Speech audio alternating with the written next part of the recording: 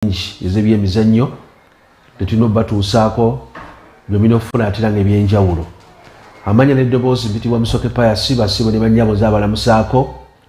Tuli ku Makirista Road. Makirista Road kisangibwa mu Mbalala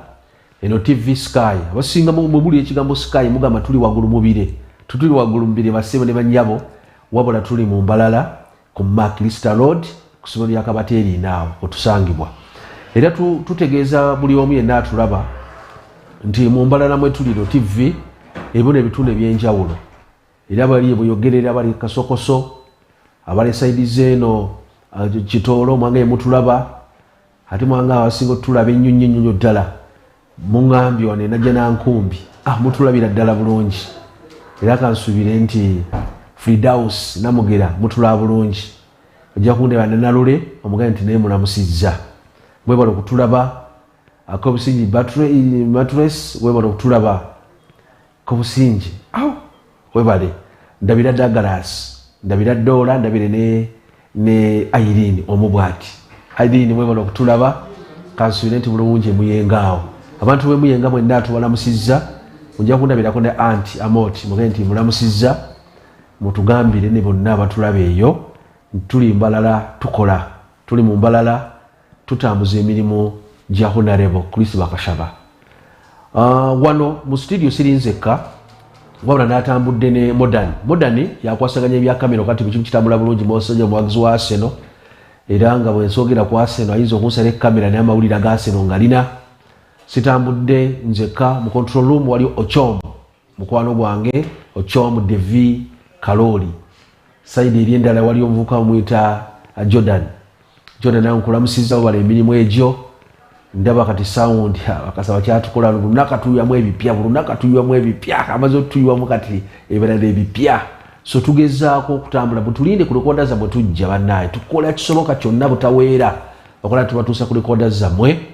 Njagala kutegeeza side eri endala tulinayo omusikatwa bamwita EZD yagezaako okukwasaganya ebifaananyi ku online okwatira nga bwe kimu tufuna bulungi n'olw'ensonga eyo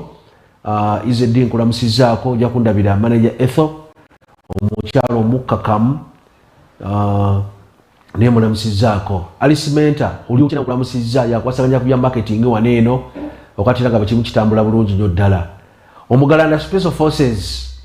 amaze okufuluma kati nange nyingiddewo ne kyetuyita ekisaawe ky'ebyemizannyo ye Sky Sports ekisaawe ky'ebyemizannyo era nga tugenda kwogera bingi ebifa mu kisaawe ky'ebyemizannyo. Nja kusiimako abakozi ffenna be tukola nabo waneeno nja beebaza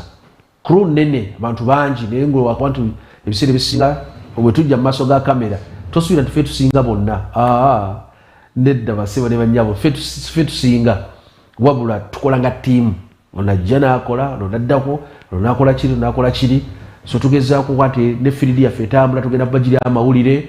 so amawulire ago tugabatuuseeko munyaka mugafuna gagenda kuyitibwa linnya ki omuntu alinze bulinzi baani bagenda okugasoma omuntu alinze bulinzi ani agenda okulipootinga atubosaawa meka kuga byonna ebimubirinzi naye nga tujja bannaye basibo ne bannyabo twagala bategeeza nti twatandika mu mbeera yonna era nga tulina okikola bwe kimu kino otambulira mu mbeera gye tulimu kale tukwebaza ng'olaba ebyemizannyo. Olwaleero amawulire nyina mangi. Mbalala City etambudde olwaleero bamaze bagenda mu Ajumani era nga batambuddeyo nga bukya ku makya kitegeeza mu Ajumani bajja katira nga batuuka enkya nga bukya ekyo bayita Ajumani ogitambulira 2 days oba wogezezaako okukola otambula 24 hours lunaku lulamba oba otambudde ku makya wano ojja kutambula ate otuuke enkya ku makya egyo bayita Ajumani. So Ajumani naliyo kalokalo nyegesa mana Ajumani omupiira gwagenda goli mukwemu ng'omuvubuka ne Rasta bamuwa red card mupiira ogwo omuvubuka Dennis Kalanzi nga bakuba equalizer nali Ajumani gwamba nti erimu abanyankole bangi abali eyo abava Embalala so kasuubire nti Abajumani mujja kwamwaniza ttiimu yabwe ya Mbalala City. Tujja katira nga twogera ku kalokalongi naye n'omupiira omunene tugenda kutunuulira big league nga bweri tugenda mu mpaka banatengeza CHAN mpaka za CHAN wali amawulire agaliyo tugenda kubulira training eyimiridde etya era nga abavubuka bayimiridde batya bwe tufayo tugende ku mupiira ogwasambiddwa kirabu ya Liverpool yagudde mu kitaba eky'amazzi yagudde mu kitaba watuga nti yagudde mu toilet nga gibadde bagezaako okusima yagudde mu kinyo ogenda ogisitulayo nga kitoilet okakala ng'embeera sinungi tugenda kubula ebyabaddeyo maani yadda mu nsiike leero ne Arsenal zaakaayo akyali muti naye asamba leero tugenda munate ng'okuvayo mangu ddala eyo bwe tuba tubaza okuba tuva kubuulira speculations ne tiimu zenda zijja kwatira nga zizannya so amanya n'eddoboozi mpitibwa Musoke Pius munzikirize ttandikiraawo mutandikiraawo tugenda tandika mupaka munate ng'eza kyani empaka eza kyani gite Uganda Cranes amaze otindika munate ng'eggendo okwolekera wali mu ggwanga erya Tunisia tiimu bagenze n'abasambi 28 basambi 28 be bagenze begenda okwatira nga nkuyitiramu so nyagala nkuwe vidiyo eyo olabe be batuuse mu ggwanga lya Tunisia embeera nga bweri kubanga be batuuse mu Tunisia balaso katira nga batrainingamu mpolampola mu kutrainingamu mpolampola betegekera omupiira gwe bagezeho okwetegekera betegekera omupiira nga basamba Sudan so omupiira tujja katusamba mu Sudan ngene tujja gusabira mu Tunisia tutuli mu gurupu emu tebanakiraleetamu obuzibu empaka eza kyali zigenda tandika ennaku z'obwezi zigenda kubira 13 naye Uganda mujagira ennaku z'obwezi nga 14 era nga tuwera mwezo bwe tugenda okatira nga tukubira omupiira mu kibinja kyaffe tulina mu DRC abakakiwangula emirundi giri ebiri tulina mu eggwanga lya Senegal tulina mu Ivory Coast so olabira ddala nti abasajja banene be tulina mu gurupu eyo naye twagala kulwana nnyo akasente konna tetwagala twafunye gavumenti twagisaba ntitwagala ssente omusimi neegutuwa tiimu yatambudde bulungi era mu kutambula ku basambi 28 abagenze tujja katira nga tukuba so mweyo bwe njagala munate ng'okuleetera vidiyo eyo osobola okulaba ekifaananyi munatira nga kitambula nga bwe batraining nga bwe batambula omukulu Okyomu ne Jordan nga bwe bakwasaganya ebintu ebyo bagenda kwatira nga babikuwa tugwe vidiyo eyo tulabe tukulage training nga bwe yetambula tiimu yatambudde etya wenina okutuuka nja kutuuka makati nkuwe n'eddoboozi lya Coach Micho agende maaso akukubiremu abo bwe tumala nkutwale direct wali tulabe omusambi omu gwe twayigoddemu naye tulabe era nga embeera etya embeera ya Uganda ogigeragera oyita ng'obisate nga mu Tunisia ebyo byonna tugenda katira nga tubyogerako bwe kintu nga kitambula bulungi nnyo kale olw'ensonga eyo twetaaga tufune vidiyo eyo omukolo natira nga Jordan ne mukulu Okyomu bino katira nga ensonga eyo gikwasaganya bulungi nnyo tulabeke nga tulaba bwe njogera njagala bwe manjogera vidiyo nga mutira nga mugiraba etambula okuba okutisaba okutambula mu kintu nga kitambula bulungi nnyo kale embeera bwetu olina okutambulira ddala bassebo ne bannyabo munzikirize nsooke mbawummuzemu katono neri nkomewo n'amawulire mu bujjuvu bwago katuwummulemu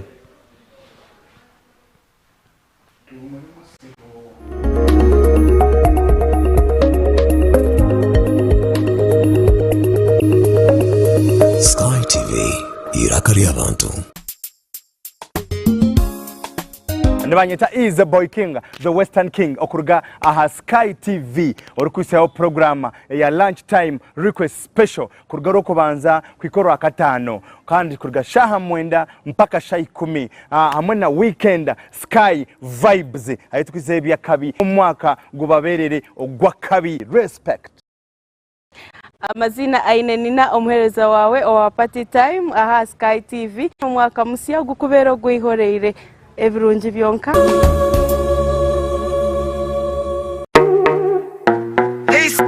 You know me, it's a danger. Hi, it's your boy SkyTvUg, the Western Talent. And you're with your girl, Betty Fiesra. Twakwita kujunga program erimwe bikushemeza. Program numajeta Orazumba. Iwe no banza, no bakubane bambanja. Wendo ndanzire, I'm a broke guy tinyanzire. Program eje mubinji, nonda kumanya fashion, nonda kumenya kumbechiro, nonda kumanyisha ino njero hobati, nonda kumaga kitakaro hobati. Ebyo no program eje. All my ladies. And don't miss out on your favorite movie trailers. No ho washozeha, no ho labena zaneha. It's commando, no love story. Byona ntukwa tubireta mu program eje. Orwajumba. Alright, nonda kumanya celebrity wawo kwa kutura no mokwa kurara nonda kumanya kwa kugenda street nebichire. No mecha koze yesterday ningecha kuza kore erizooba. Kandi ntukwa tubaletera favorite comedian olabena akushetsa. Ogwo kubanza twine a fresh hit videos inzia kandi zibiri wakabiri 100% western music. Zibiri wakashatu no woman crush Wednesday. And olwakana burizoba ntukwa tubaletera bweshongoro bwanyu butano obukize kwata in the western region. Don't miss Orazumba kuruga shahi 11 mpaka shahi 1 ezo mwabazi. Sky Television.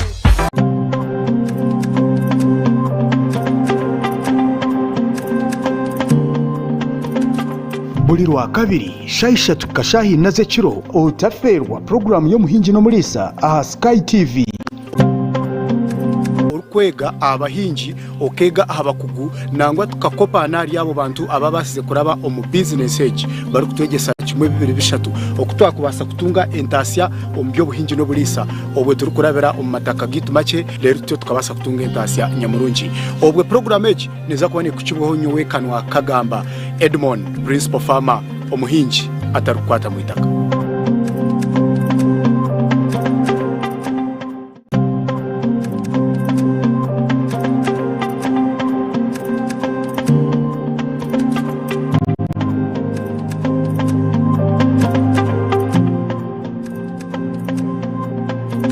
Sky TV nanye ainenina omushiki wanyu bursande shamushanju zo mwihangwe yakabyona ebirungi byonka ahora yegere mishonerho eyembagerho decoration abagore nibarebeka bata saruni.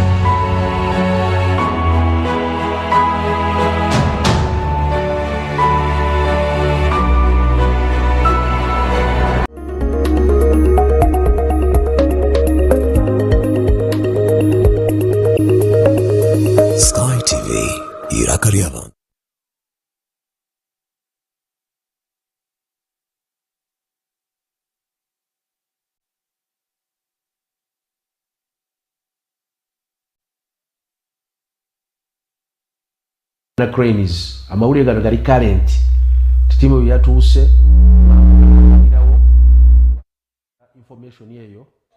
information gye batuwadde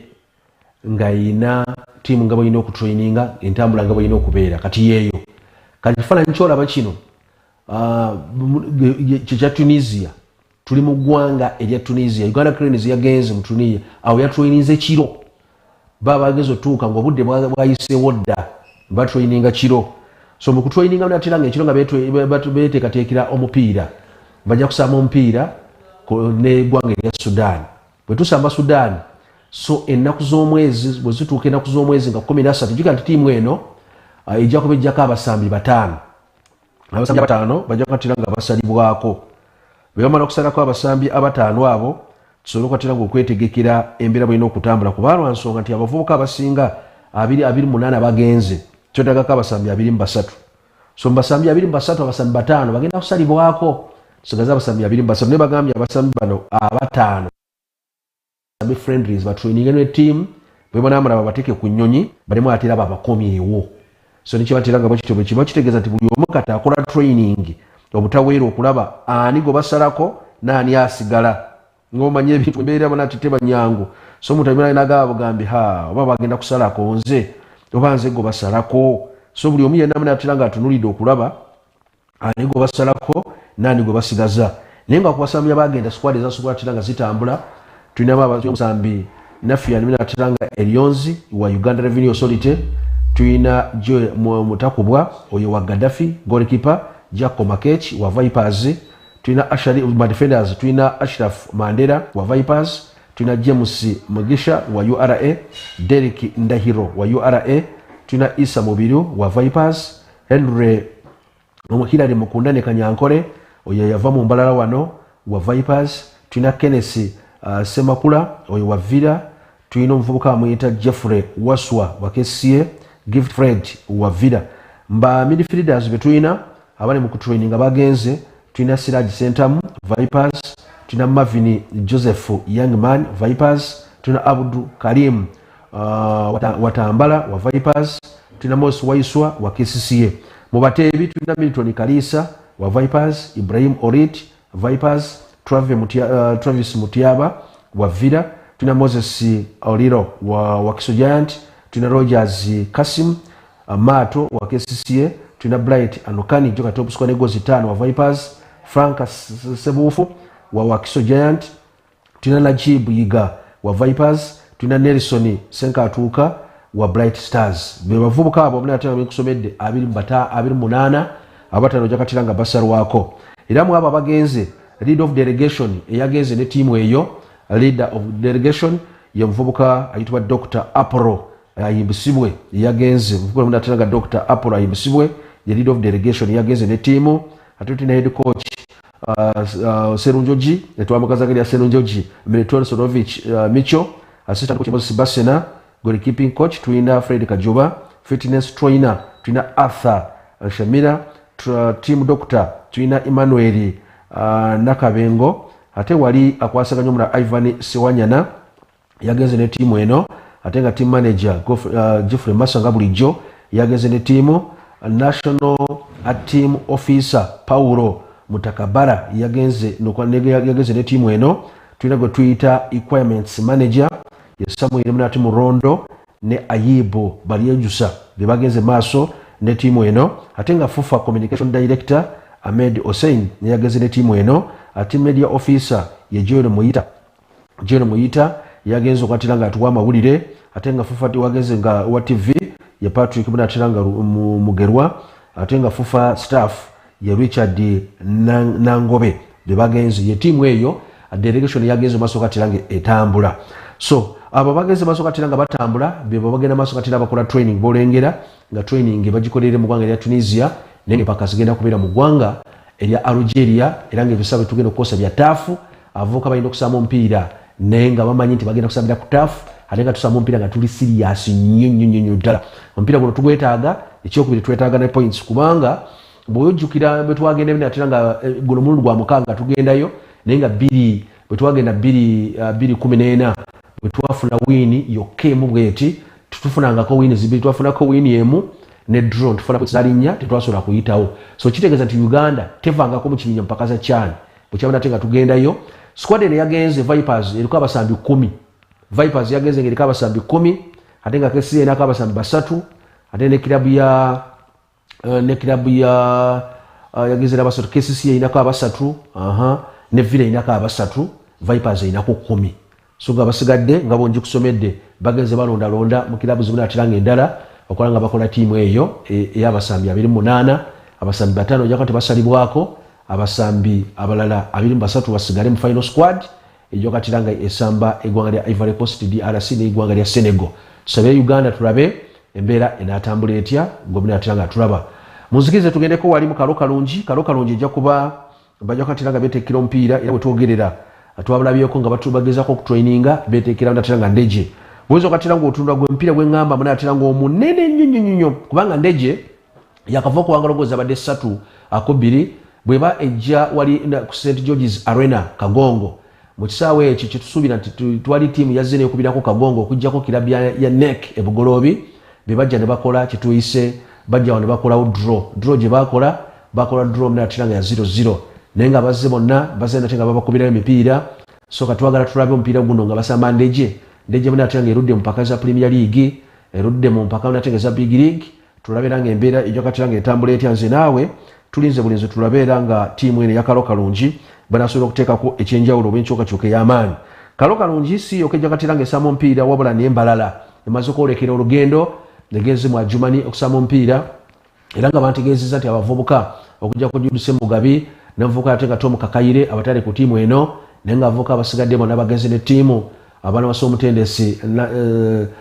Sadik Sempija okwatiranga basamba omupiira ogwo nga basamba Ajumani. Omupiira guno bagwetaagira ddala kubanga ekisooka bali kumbiranye n'ekitala nti kitala wabamusinga akabonero kamu so ogenda kuyingira mupiira guno ng'oli ku pressure etagambika ate ng'osabirira munne ate nange eno kitalo okusuula ate nono mulala n'asabira nti mbalala asuule wanneeki ne nagamba musajja basuule ne wa poliisi nagamba basuule kati empiira ejja katira nga gisambibwa abasibe ne banyabo tulina Rugazi ajja kuba nga asamba neek omupiira guno era nga Rugazi ejja katira nga ekyazizza ogwo omupiira ejja ndowooza gujja kuba munene. Soroti City ejja katira esamba Kitala jjukira Soroti City yakava embalano bagikubye goolo zabadde 6 ejja kusamba Kitala yawangudde goolo zabadde 4 so olabira ddala Kitala nti yeetaaga ekikuba agenze kwawe bwana avudde awe City ajja kubatira nga atidde eggendo still okusamba ne ttiimu ya Kalo Kalungi ejja kusaba empiira 2 ejawe egenze natera eri Soroti bweva natera nga Soroti ejja kwa City nga ejja kubanga eddamu ku ejja kuba nga esamba omupiira ogusembayo ng'esamba ne Kalo Kalungi kibatera nga embeera bwedi ejja katera nga etambula jjukira nti omupiira omulala tulina Ajuma Nganaga ejja kaisamba Mbalala nagambye Kalo Kalungi esamba Ndejje University era kutegeeza nti Northern Gateway ejja kaisamba Police ate nga banaffe aba Boma bajja kuba basamba Kalivale tiimu eno eyitibwa Jinja North United FC ejja kusamba Kataka kitegeeza nti bonna abo ejja kubeera dabe eyo dabe kuba ndozana tiimu ezo Kataka yadde esambira Busoga wali yadde esambira Busoga ekakinduge gye badde esambira omupiira ate nga olwedde nga naffe bano abasamba aba Jinja North ekisabu nate nga kibakozesa ekyabazinga stadium so kiba kitegeeza nti eyo beera nga dabe bajja kwekuba omupiira gujja kwagwa amaanyi nnyo omupiira ogusembayo basibe ne banyabo tujja kulaba Luweero United ng'asamba banaffe abakyetume bwebanga Luweero eri waka eri ewaayo jjuka nti ekisawo kino kiyitibwa Luweero muna ate nga ground banga basambye abanaffe bana bakyetume kyetume ng'ebeera mukono yekyaziza wali nakisunga stadium kitegeeza nti omupiira gujja kati nga guliko okulya n'okwomeeswa empiira gyonna gijja kusambwa ssaawa zigenda kubeera 4 kyatera lyeggulira eryo erivudde jjukira twabako n'empiira egya ssaawa 8 nga TV eraga emipiira ng'eraga emipiira egyo naye kati bafunamu issue za TV kiba nti era nga omupiira tewali yadde emipiira ojja katera gulagibwa ku TV ate n'ekyokubiri empiira gyonna ejja kuba gya ssaawa emu bageza okwewala syndicate empiira gisambwe mu budde bwe bumu nga bisaawa ebyenjawulo tusobole okatira nga tulaba big league ojja katira nga etambula ng'emawulire agavudde olunaku olw'enkya nkusuubiza tujja katira nga twogera ku junior league eyo twateekako kiyita FUFA under 17 FUFA under 17 eyo gyengezaako nate nga okunyonyola ejja kuba sitiri nate nga eddamu naye olunaku olw'enkya nja kubeera nga ngezaako okugyogerako osobole ogitegeera kubanga nja kuleeta abakugu abasambira mu liigi mukulu ate nga Faizo tujja mukyaza wano eno Faizo gwenjogerako Faizo yatendeka tiimu ya Mbalala Academy ajja kajja atubuulire wano bakikola batya era liigi eyimiridde etya still tujja katira nga tuddemu tukyaze omukulu tukyaze coach kati nga coach Medi Tamale ajja tutemateme n'atubuulire abaana bwe basamba bano bafuniramu wa ate ddemu si tukyaze n'omuwala bamuyita Bethlehem yakola nga regional secretary era munatera nga ye mukiise wa FUFA wano mu Western region era nga atuula Mbalala wano tujja katira nga tuba nayo olunaku olw'enkya tutemateme ensonga ezo batubuulire embeera tiimu junior league esambibwa etya era tiimu zirina okubeeramu balinawo ekikopo be basamba balagawa kuba batugamba nti buli tiimu yonna erina okuba nga eri mu mpaka za FUFA big league erina okuba nga erina tiimu ento era nga mu tiimu yo enkulu olina okuba nga erinamu abasambi 5 abava mu tiimu ento so under 17 eyo era nga jjuka ne Kalo Kalungi eremu kituyita Kalo Young eyo naye Kalo Young mweri so tujja kuba tukuwa lisiti ezo tulabe Kalo Young bamweri yakasambako emipiira giri 2 muba gwangu ne bakoze draw balina points ziri 4 katulabe naye abalala basambye batya olunaku olw'enkya nkusuubiza ensonga eyo tujja katera gyogerako bulungi nnyo munzikirize mangu ddala mbagirawo tugende wali ebweru w'eggwanga bwe tugende ebweru w'eggwanga tujja katera nga tutandika ku mupiira ogwasambiddwa olunaku lwa jjo omupiira ogwasambiddwa olunaku lwa jjo kirabu ya Liverpool yadde esamba kirabu ya Brentford eva mu kibuga London ekigambo Brentford kitegeeza mugga abasajja ezo nga tebagudde mu kitaba ensonga lwaki era baladde enyanjula pulogulaamu eno nabagambye nti abasajja ezo kabagudde mu kitaba ky'amazzi kubanga bali ya Brentford banyize kirabu ya Liverpool kyotasobola kukkiriza kirabu ya Liverpool balwanye nnyo okwagala okufuna win kibatera nga kyaganye ekyokubiri kyesobola okugira mu mupiira ogwo ogwa kirabu ya Brentford ne kirabu ya Liverpool nti omutendesi ayitibwa Thomas Frank omusajja omu Denmark abadde atambula emipiira 14 era guno omupiira gwadde gwa 15 nti bw'asooka kuteeba tosobola mukuba mupiira nti emipiira 19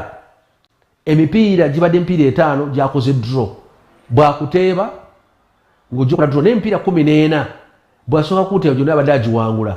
era te record esigaddewo naba nti omupiira guno gwakubya Liverpool emipiira gyasose okuteebayo still agenze maaso ate n'ateeba bannaffe bano n'ateeba kilabu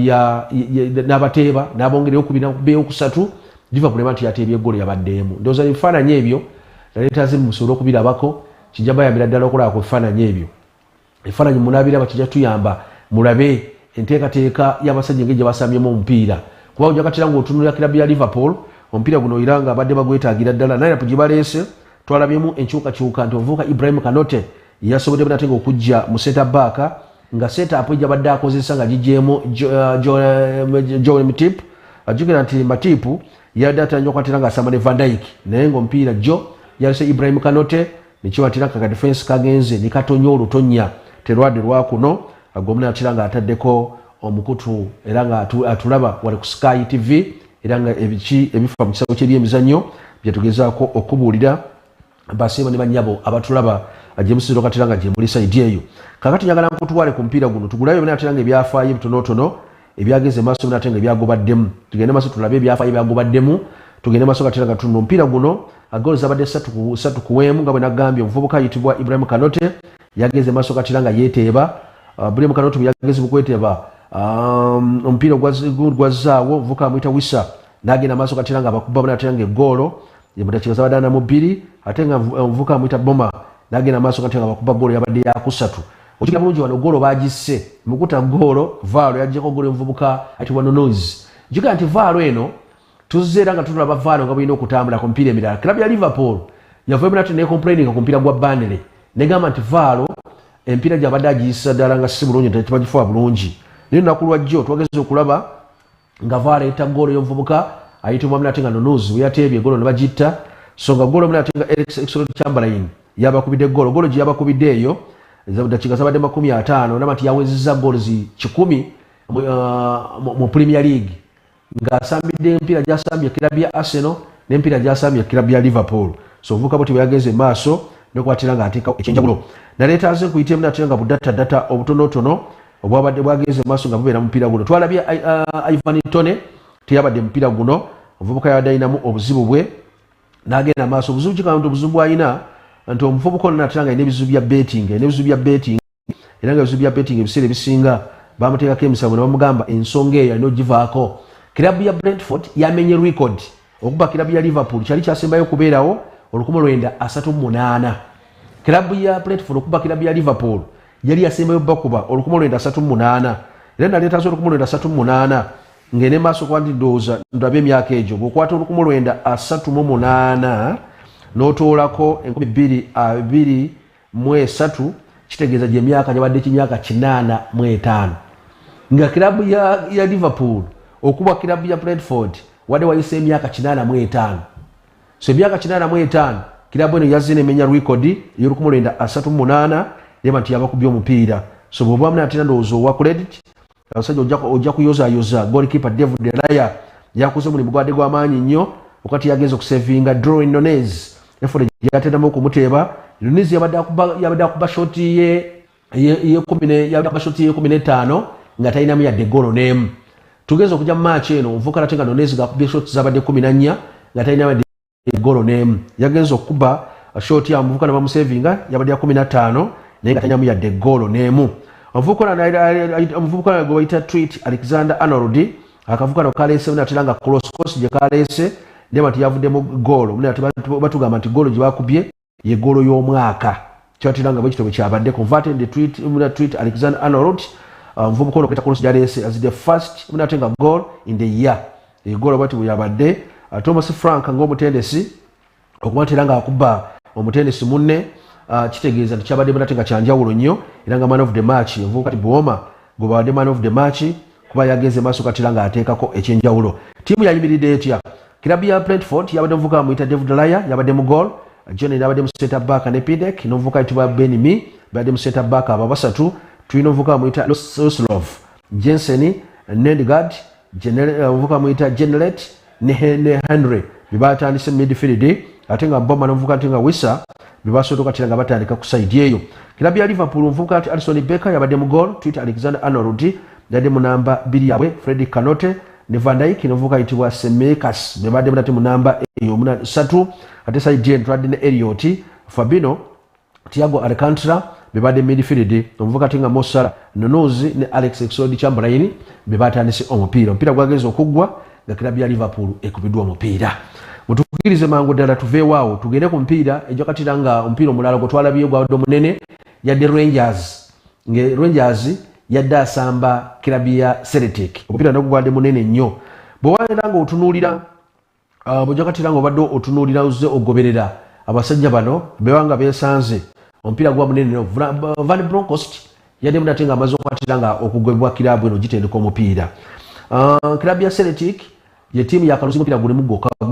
mu ligi eyawaka bateddeko munate ndowooza ekyamaanyi n'enjawulo munate nga y'amaanyi okulabika nga babaako bakola kye bakola nga kyanjawulo. Ne bw'ojakatira nga otuna kilabu ya Celtic ne kilabu ya Rangers eyo buli kiringa bola Manchester eyedda ng'esanze kilabu ya Arsenal. Mu biseera biri ebyedda tiimu ezo zombi bwabunate nga zeesanze okusamba omupiira agubanga omupiira nga guliko munate nga obugombe guba munate nga gwa mutawaana gubako munate nga ebigambo bingi nnyo gubako munate nga bintu byamaanyi nnyo. So twagenze okulaba ng'omupiira ogwo finale ng'omupiira genze goal zabadde ku 2-2 ng'abasajja bagenda maaso okubanga bajjaganya ne bagamba nti akakabonero ko bafunye kajja bayamba okubakumiza tenga ku ntiko n'okwatira nga bafuuka abeetabbe nnyo. Njagala kulaga ne tebo yaabwe nga bwe sona tinga bweyimiridde solo giraba solo ne tebo yaabwe nga bweyimiridde. Celtic wano empiira 20 nga bwogiraba ne batiranga yekulembedde so nga Rangers ne batera mu kifo kya 2 nenga olaba nti oli munaffe asigadde amusinga points ziri 10 so bayina ndowooza okuteekako waliwo kye tuyita munatiranga embiranye munatiranga ey'amaanyi waliwo embiranye ey'amaanyi munatiranga ey'amaanyi eyo oyinza okugamba nti eri tuwali yadde balala bavuganya nyinza okukyogera bwentyo nti eri ewaabwe tukwako nate n'abalala bavuganya tiimu zebbiri ezo bazivuganya. Bw'ojokola Celtic ng'empiira gye yakasamba erina wins 18 ekoze draw omupiira gumu bagikubye omupiira guli gumu esobodde okuteeba goals munate nga 63 nga bagitema goals 17 nti tiimu nungi nnyo olaba nti kintu kyekuba kiba kirungi ddala kyebasamba erudde eyo. So katwagaliza ebirungi byerere abaserikale kilabu ya Rangers kuba abo babbingwa omupiira bagwekuba ebiseera ebisinga. Tukomyewo wano mu sikomyewo ebungereza ajukira nti bona babungereza bw'ojakatira nga otunuulira bungereza Scotland bonna munatira nga Queen yatwala waawo wakati ndoza tumuyite munatira nga omulangira okuba nti yatwala waawo wonna bonna balinga mu kingdom emu bonna balinga bantu bamu nnyo. Tugenda ku mpiira gwa kilabu ya Arsenal kilabu ya Newcastle ogogonseseemu n'okuseka kubanga njagala kubuulira kino nti Newcastle season eno ye kilabu ekyasize okuba enkambwe. Oyinza okumbuuza lwaki nti terina musambi yali aw'amaanyi ojja kutunula musambi n'ovuga nti musambi ekyaliyo tajja kubira Trippier abakubira namba 2 musambi kigolabayo omulala gwosobola okumbula n'ogamba nti Newcastle ina omusambi kabaka nti sita waabwe asambira kilabu ey'enjawulo bamusaliza kilabu ey'enjawulo taliiyo nze bwento bwenyina okyogera naye kilabu eno yafuna omugaga n'agiteekamu ssente ne bagigula ne baleeta omutendesi atali ku level bamuyita Ed Owire atali ku level ey'abasajja bali babbingwa betumanyi kumanya yogera ku Jose Mourinho, Antonio Conte, yogera ku basajja nga Ferguson, oyogere ku Arsene Wenger, oyogere ku basajja bakale Ancelotti boga nti abatendesi ab'amaanyi. Ed Owire ye mutendesi from nowhere yavudde mu kilabu ka Burnley kabadde atendeka Burnley ne bamugoba n'omutindo nga mubi nnyo kataze mu kilabu ya Newcastle. Kilabu ya Newcastle etaddeko okuvuganya kwotasobola kukkiriza you can't believe it. Kilabu ya Newcastle eri mu kifo kya 3 tosobola kikiriza ekyo. So kilabu ya Newcastle obegenda kuzanya omupiira olwaleero abadde mumbuuza namugamba Musoke tuweeshuwa wiidi tuweekyo nze ngenda kutematemeramu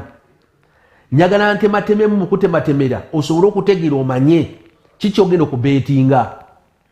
n'oba ogenda kubeetinga kikuyambeko okugenda ng'oli shuwa simanyi kyembagamba mukitegeera bassebo ne bannyabo. Kakati kyenkugamba kikino uliza kino kyenkugamba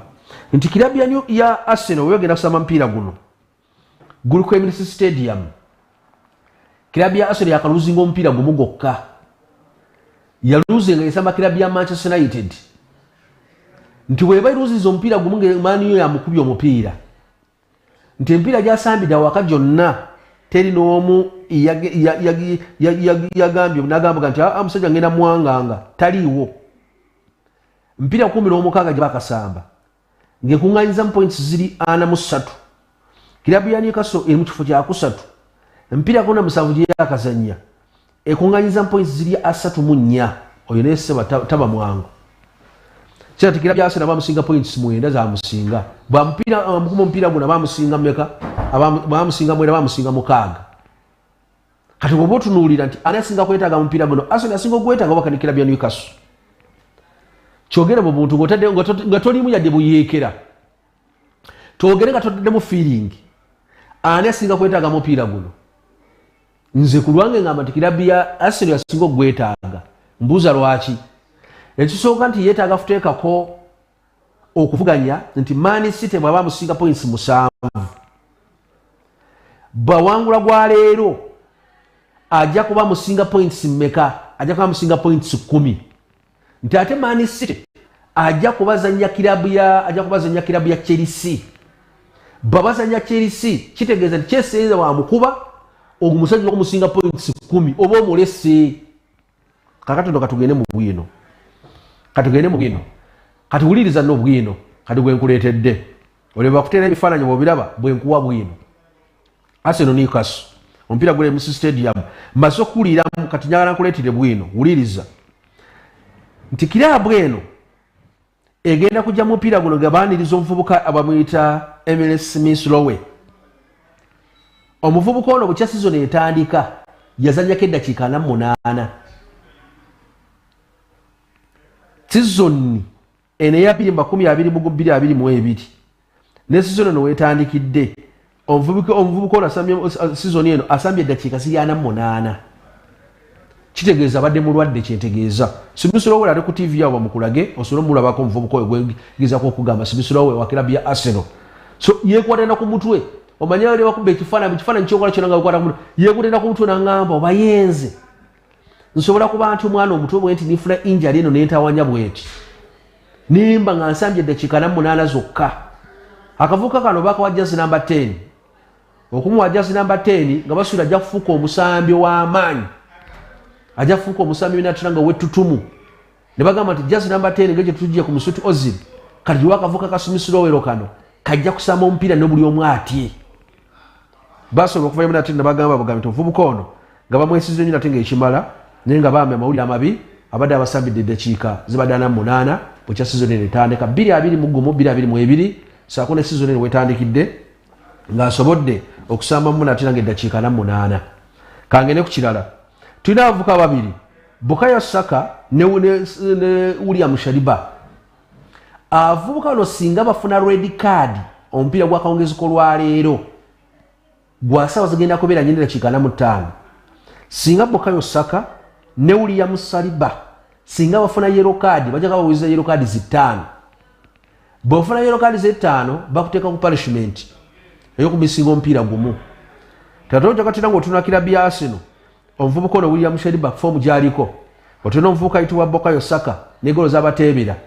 nti bwe bamumisinga bajja katera nga bamisinga kinene nnyo kano olw'ensonga omuvubuka ono balina okusanga beegendeza singa bafunayo yellow card tujja balaba nga basamba omupiira oguddako mu weekend wali okusaidi bunatu ya Newcastle Mount Target omuvubuka nali bategeeza nti alud out ku kilabu ya Newcastle tajja kusamba mupiira gonna bwe bato bategeezezza ate era ng'omuvubuka ayitibwa Alexander Isaka bwe bajja mu kilabu ya Real Sociedad enzalwa y'eggwanga erya Sierra Leone naye bwe yava mu Sierra Leone teyabasambira mupiira bayiza ava mu Somalia omuvubuka wa Somalia Kasumali n'agenda mu ggwanga lya Sweden era Sweden gy'asambira ku national team eya Sweden Jojo Sereve nzalwa y'eggwanga erya Bungereza omuvubuka ono yaliko mu kilabu ya Newcastle ebbangi mabega nga yaabwe okwatiridde midfield nga bamujja kilabu ya Liverpool mujjukira bulungi bamujja kilabu ya Liverpool okubeegattako so omuvubuka ono naye omupiira gw'akawungeezi ak'olunaku mulala olwaleero omuvubuka n'atera nga taliimu Emily Griffiths Paul Denmark naye tebali mupiira guno gerikipa Martin Odebrack batugambye nti omuvubuka ono yakava ku Iran kilabu ya Manchester United gy'abadde nga basamba kilabu ya Banere bagwanga goal zali 2 ku bwere neti alabika bulungi mupiira ogwo. So mani nemwejjako nemuze mu kilabu ya Newcastle aweze myaka 3 mwesa gy'obukulu anzalwa gwanga Slovakia so bagambe ddayo osobola okwatiranga mu kilabu ya Newcastle osobola kwatiranga otereze ensonga kandi ete ndate ndoza mnatenga budata bulala bugamba kinti kilabu ya Arsenal etambudde emipiira gibadde mwenda empiira 8 awaka empiira 8 awaka gye basambye bageze maso katenga bateekako record kituyise natenga record run so kati basobola gimaintaining ate bagimaintaining ekyo nakyo kiri awo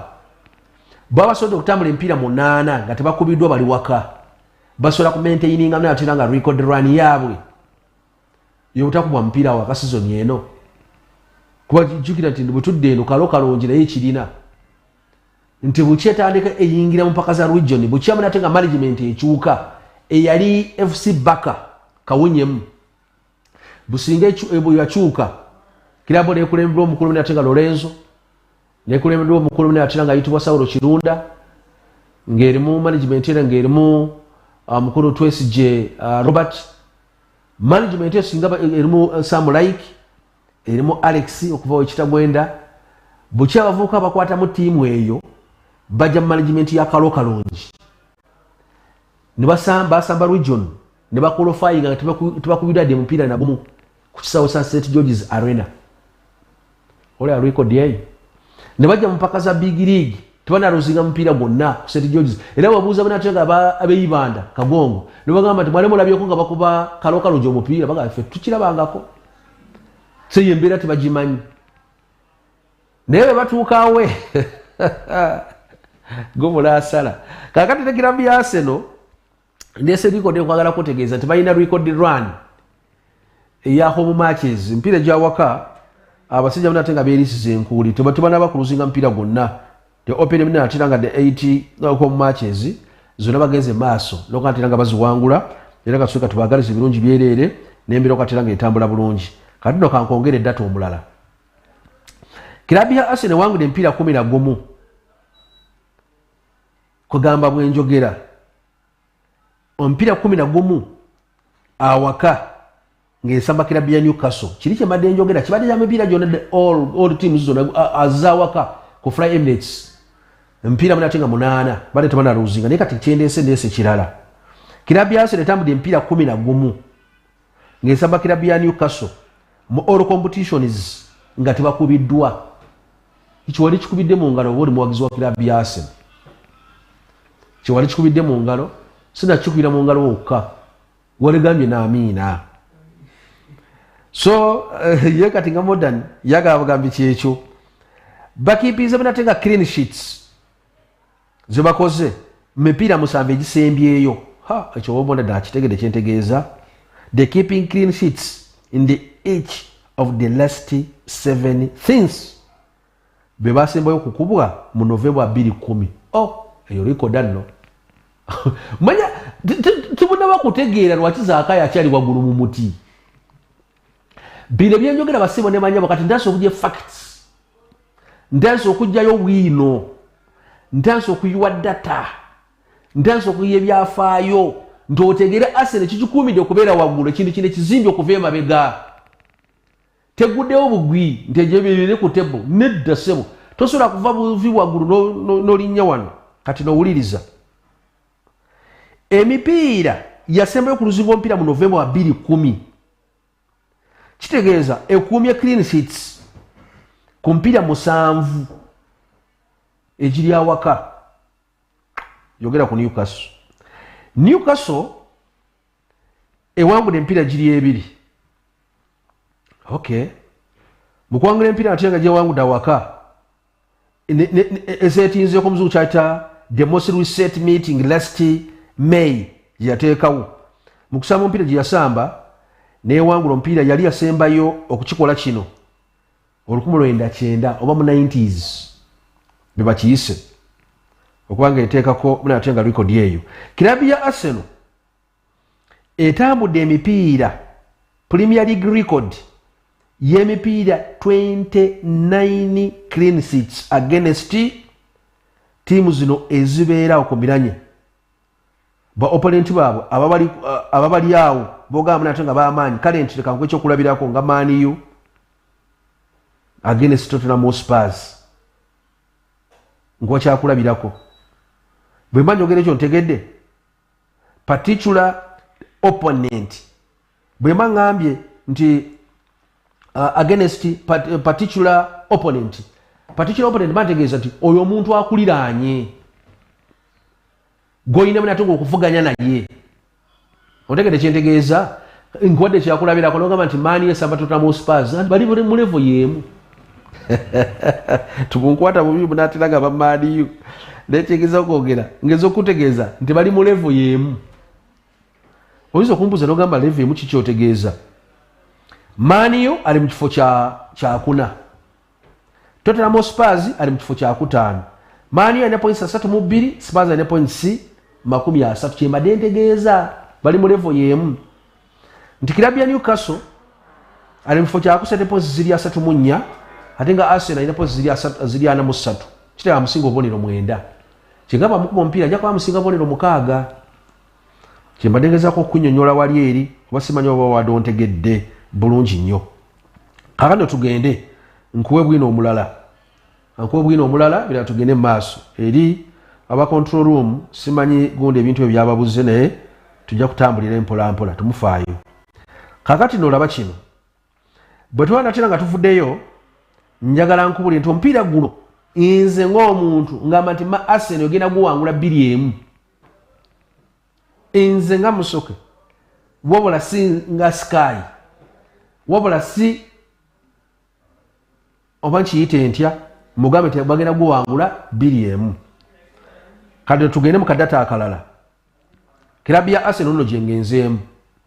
kilabu ya Arsenal wasiimwa ne bannyabo egenda kuyingira mupiira guno omupiira guno gwegenda okuyingiramu eyina rwani yali gyeyina gye basuubira nti bajja kati bagyekuumirako kubanga nkutegeeza nti bawangidde emipiira 14 empiira gye bagudde emipiira 16 emipiira 5 egyo gye batandise sizoni eno so Arsenal bweba nti yeetaaga win eyina okukola ki wakaluzinga omupiira gumu oli kilabu ya Arsenal omupiira gumu gwe wakaluzinga omupiira gumu gwomaze okuluzinga kilabu ya Arsenal ya Man U ekukubye 3-1 tutuganye nti akubye so kiba kitegeeza nti osigaze emipiira emeka osigaze emipiira 10 nemeka kuba tusamba emipiira 38 kati omupiira 38 tolako emipiira 16 gye baakazannya oba osigaze emipiira 22 empiira 22 weetaaga wins endala 16 okubeera nti oli safe ogenda kuwangula ekikopo so kitegeeza bweba nti Arsenal yagala kuwangula kikopo tugamba bweba firimu katandika butandisi beruba lugendo tuba tusimbudde olugendo bwebasimbudde okantira nga batambula bakyalina olugendo lunene tutunula eddata omulala nti kilabu ya Arsenal bweba nga etaddeko natera nga esobodde okuteeba emipiira 17 gya Premier League nga ekuteeba so Newcastle olina okwegendereza nti wasembayo okubba kilabu ya Newcastle mu May goals ali 2 ku bwereere Martin Odegaard ye muvuuka yakakuba goals 12 mupiira 13 gyazannye naye nga gya Premier League ate ebye goals 7 yenjawulo enkyukakyuka gyataddeko Eddie Nketiah asobodde okukuba emipiira 3 gya Premier League n'emipiira gyatandisa awaka atebedde mu goals 11 mu mpiira 11 gyatandise ng'ali ku Emirates Stadium mu all competitions mukama Katonda yeebale so kati gundi ebifaananyi byembadde njagala abodde katataso bireeta weebale mukulu okyomo kilabu ya Arsenal giruddewo nnyo kuba lwansonga njagala kuwa data njagala nkuwe bwino kuba yo omusajja ali waggulu kilabu ya Newcastle sembyeyo wano ngesamba kilabu ya Leeds United omupiira gwagenda 0-0 era gwe mwaka gwabatandikidde bubi badde bagiyita New Year Eve kitegeeza balina kuzo mwezi 31 bibatambulidde bubi nnyo kino kyali kibabaddeko badde balina unbeaten empira 12 baba basemba okuba kilabu ya Liverpool mu August wa 31 balina badde ne wins 9 ne draws zabadde 4 the longest Premier League unbeaten break since mpira 14 gye bakazanya basembayo okuwatira nga bakikola from May to November wa 2011 tugende kuliko do omulala kilabu ya Arsenal esobodde okuwangula tiimu zinnya esobodde okuwangula emipiira 4 mu tiimu zez'amaanyi ng'egenze ku bugenyi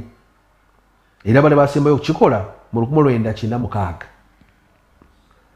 otyo kirungi ddala ekyo kilabu ya Newcastle esobodde okuwangula omupiira ku mpiira gyegudde mu fixtures mu kalenda y'omwaka kitegeeza guno omupiira gwabwe ojja kuba omupiira ogusooka kilabu ya Newcastle okusamba mu mwaka oli yasamba New Year Eve kiba kitegeeza nti eba 31 naye kati wano okusamba mu mwaka kitegeeza nti gujja ku omupiira gwabwe ogusoose okusambibwa mu mwaka ne kilabu ya Arsenal omupiira ojja kuba ogusoose mu mwaka kati owulize byafaayo ejja kubezanya mupiira guno kilabu ya Arsenal ngesamba kilabu ya Newcastle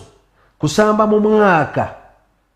kino yali yasembayo okukikola ng'ekubwa kilabu ya Stoke City golemu ku bwereere 1918 Stoke City yabakuba golemu ku bwereere 1918 kitegeeza nti nga bagulawo omwaka kilabu eno nga bagulawo omwaka basobodde okuwangula omupiira gumu basobodde okukubwa emipiira 7 basobodde okukola draw emipiira 2 kitegeeza nti ebyafaayo bingi nnyo Eddie Owe jiga nti ye mutendesi owa kilabu ya Newcastle munagambye omuvubuka yakaluzinga emipiira giri 6 mu Premier League ng'agenze okusamba kilabu ya Arsenal kino kitegeeza nti kilabu ya Arsenal mu aggregate score tetuta aggregate score kitegeeza nti oteebye mmeka nkuteebye mmeka ateebye kilabu ya Arsenal goolo 2 ate nga kilabu ya Arsenal emukubye goolo 16 kakati nkuwadde buli kamu kubanga bwino ndozo muwulidde nkuwadde bwino kati mukuwa bwino oyo nagwe nkuwadde nkusaba kati gwerondawo tikyetaagisa kunsaba nti mpa tips za betting no tikyetaagisa kuwa kasazi tukasawa 7 gwe tuninga bwe zituka 7 gwe teekawo kati gwe wulire data wulira bwino kati gwe weesalirewo kubanga data oyo guye tumulya buli nga bameketa emberenge okitegedde so kati ebyo byenkukwanyiza mupiira gwa kilabu ya Arsenal obiwulidde byenkukwanyiza bimaze okukwata nga kuŋŋanyiza osobola okubitegeera n'okubimanya omanye embeera bwalina okwatira ng'etambulira ddala so obudde nga buntaayiza bannaaye butambudde bwe buti kanyogere ku mwanyi katono mu nsonyiwo katono nadde simanyi nti obudde bwantaayiza mu ngeri eyo kilabu ya Everton ajja kusamba kilabu ya Brighton na Avalibio ate nga kilabu ya Leicester City ajja kusamba kilabu ya Fulham Mani ajja kusamba kilabu ya Bournemouth oba giyite Bournemouth nadde simanyi nti obudde bwagenze oledde ate nga amawulire mbadde nyina mangi nnyo nyina okutuusaako n'obudde bwagenze ono aŋŋamba ki ku message kambitewo message mangu ddala Arsenal agenda kuwangula agoozi 2-1 bw'okikola nga oteerangako erinnya mukwano gwange nensobola okutegeera ani ansindikidde ka message Sky TV ono agambye nsuulirako oyo muna ate ndowooza request ejja kuba nga ejja ono aŋŋamba atya tuli wano tulaba Sky Sport nkuba fabaasi n'otumanyi sebo nkutegeera mukuba mukuba mwebala okuba omuntu naye tompadde erinnya mubeera nga munteerako erinnya onagambye thank you pius wera okutuweereza ze bampita Crescent mwebaze Rwenjiri Crescent